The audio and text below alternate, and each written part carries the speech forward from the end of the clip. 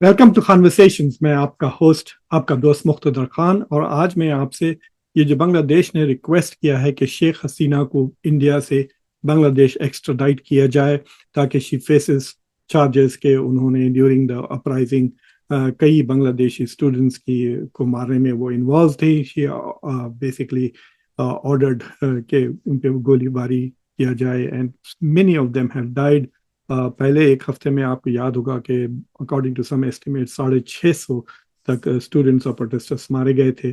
और फिर शेख हसीना फिर इंडिया बांग्लादेश से हेलीकॉप्टर के थ्रू फरार होकर इंडिया चली गई, जहां पे उसने पॉलिटिकल असाइलम या basically she staying in India at the moment. उनका legal status is not very clear, has she applied for political asylum in India or not, but वो अगस्त से इंडिया में है। तो उसके बारे में मैं आपसे बात करूंगा, लेकिन उससे पहले कॉन्वर्सेशंस को सब्सक्राइब करें, वीडियो को लाइक करें, बेल आइकॉन ज़रूर दबाएं। और मैं आप लोगों से ये भी कहना चाह रहा हूँ कि मैंने एक बहुत ही लंबा और डिटेल्ड रिव्यू किया है इंडियन इकोनॉमी का, खासतौर से 2024 में इंडियन इकोनॉमी में क्या पॉजिटिव्स थे और क्या नेगेटिव्स थे, with two very prominent developmental economist, Amirullah Khan और संतोष मेहरोत्रा। आप वो वीडियो ज़रूर देखें। तो बांग्लादेश ने रिक्वेस्ट किया है कि शेख हसीना इंडिया को एक्स्ट्राडाइट कर दिया जाए ताकि she can face charges that are being filed against her. India ने एक्नॉलेज किया है कि ये रिक्वेस्ट आई है, लेकिन अभी तक इंडिया का डिसीजन नहीं पता चला कि what India is going to do about it. Is India going to reject Bangladesh की रिक्वेस्ट, या India is going to prosecute Sheikh Hasina अपने मुल्क में ताकि वो बांग्लादेश ना जाए एंड फेस चार्जेस हियर। लेकिन क्या चार्जेस फाइल करेंगे we don't know, that's one option. और तीसरा ऑप्शन ये है कि वो शेख हसीना को एक्स्ट्राडाइट कर दे टू बांग्लादेश। तो फोर्थ ऑप्शन ये है जो मैं शुरू से, मतलब जब से शेख हसीना इंडिया आए, मैंने बार बार ये अपने शोज में कहा है, now I have done more than 10 shows on Bangladesh, कि India should not have given her refuge. वो या तो दुबई चले जाएं या सिंगापुर चले जाएं या ऐसी कंट्री चले जाएं जहां पर बांग्लादेश का एक्सट्रेडिशन ट्रीटी नहीं है। She has lot of money, मतलब बहुत लूटा है उस बांग्लादेश को। तो she has lot of money, she can go America, और यूके ने बिल्कुल मना कर दिया है, they have refuse to accept her. So she can go to third countries, she can go to Latin America and stay away, because India में उसके रहने से कई कॉम्प्लिकेशन होते हैं जो मैं अभी डिस्कस करूंगा।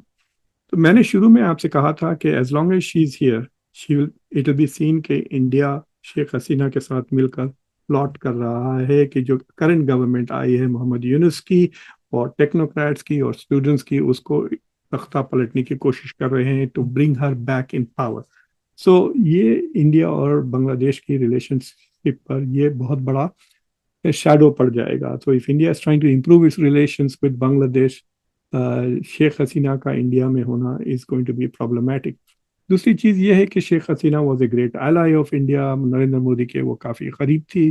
सो पिछले 10-15 साल से she was a good partner, economic partner, security partner. India के जो बॉर्डर इश्यूज थे those had been settled Sheikh Hasina के दौर में, और बेसिकली जनरली ताल्लुकात काफ़ी अच्छे थे। So for India to abandon her is a very difficult task. तो इसलिए मेरा रिकमेंडेशन ये है कि शी डज, मतलब इंडिया बांग्लादेश को रिटर्न ना करें, but do not hold her in India. Otherwise मुझे लगता है कि जब तक Sheikh Hasina is in India और इंडिया में हिंदू माइनॉरिटीज़ को लेकर और अवामी लीग रिलेटेड जो ग्रुप्स हैं बांग्लादेश में, अगर जब तक उनके साथ टेंशन्स चलते रहेंगे, India will be blamed by Bangladesh as creating trouble inside Bangladesh, जिससे बांग्लादेश और इंडिया के ताल्लुकात विल नॉट नॉर्मलाइज। एंड मतलब आपको ज़्यादा आईक्यू लेवल की ज़रूरत नहीं है टू अंडरस्टैंड कि इंडिया के लिए it is also important to have good relations with Bangladesh rather than good relations with former Bangladeshi prime minister Sheikh Hasina. जो एक्स्ट्रेडिशन ट्रीटी है इंडिया और बांग्लादेश की, जो शायद 2013 में साइन हुई थी, उसमें एक आर्टिकल है, आप देख रहे हैं आर्टिकल 6। तो ये कहता है कि द पॉलिटिकल ऑफेंस एक्सेप्शन, के एक्सट्रेडिशन तो हो सकता है क्रिमिनल्स का, लेकिन ये एक्सट्रेडिशन में be refused if the offence which it is requested is an offence of a political character. तो अगर बांग्लादेश ایسا ریکویسٹ کرتا ہے جس میں جو آفینس ہے وہ پولیٹیکل ہو, تو India can refuse that extradition. But اگر آپ دیکھیں number 2 point, for the purpose this way following offences shall not be recorded as offences of a political character, یعنی any acts or omissions which are punishable as a crime اور پھر murder اور مین slaughter. تو شیخ حسینہ کے اوپر تو یہ charges بھی لگے ہوئے ہیں کہ ان کی وجہ سے کئی لوگ مارے گئے بنگلہ دیش میں. تو charges are not just political, لیکن اسی ٹریٹی کے مطابق final decision will be India کی external affairs ministry. It is external affairs ministry of India which will decide کہ یہ ایکسٹراڈائٹیبل آفینس ہے یا نہیں ہے. انڈیا شیخ حسینہ کو بنگلہ دیش کے حوالے کرے گی یا نہیں. دیکھیے مطلب she has to face the music, مطلب there have been a lot of atrocities ان کے دوران, مطلب دیر از نو ڈاؤٹ اباؤٹ کہ اس نے کئی لوگوں کو جیل میں ڈالا ہے اور ڈیورنگ دا اپرائزنگ کئی لوگ مارے گئے. So there has to be some accountability. اب یہ سمجھتے ہیں کہ اگر ان کو جسٹس نہیں ملے گی بنگلہ دیش میں, then I don't think that she should be in India. She can go elsewhere. Singapore is one place. She could go to Dubai. She could go even to Saudi Arabia if those countries will accept her. So this is going to be a tricky relationship. اور جو دوسری چیز یہ ہے کہ اگر India refuses to hand over Sheikh Hasina to Bangladesh and keeps it, India کی جو ریپوٹیشن ہے international, it will be affected. For example اب انڈیا تو کئی ریکویسٹ, انڈیا کے کرنٹلی 60 پینڈنگ ریکویسٹ ہے ایکسٹریڈیشن امریکہ کے خلاف, امریکہ سے مطلب جو انڈینس کو وہ ایکسٹریڈائٹ کرنا چاہ رہے ہیں. تو اگر یہ دیکھیے آپ انڈیا کی جو ٹریٹی ہے امریکہ کے ساتھ ایکسٹریڈائٹیبل آفینسز کی, اس میں لکھا ہوا ہے ایک condition, the offense is extraditable if punishable under the laws in both contracting parties by imprisonment for more than 1 year. یعنی اگر آپ کہہ رہے ہیں, مثال کے طور پہ آپ پنوں کا کیس لے لیں, اگر آپ کہہ رہے ہیں کہ ہم پنوں کو ایکسٹریڈائٹ کریں گے کیونکہ اس نے انڈیا کے خلاف یہ بیانات دیے, تو انڈیا میں that could be a crime, but اگر امریکہ میں وہ کرائم نہیں ہے, جس جو امریکن گورنمنٹ کہتی ہے دس از covered by freedom of speech, تو وہ اس لیے اس کو ایکسٹراڈائٹ نہیں کریں گے.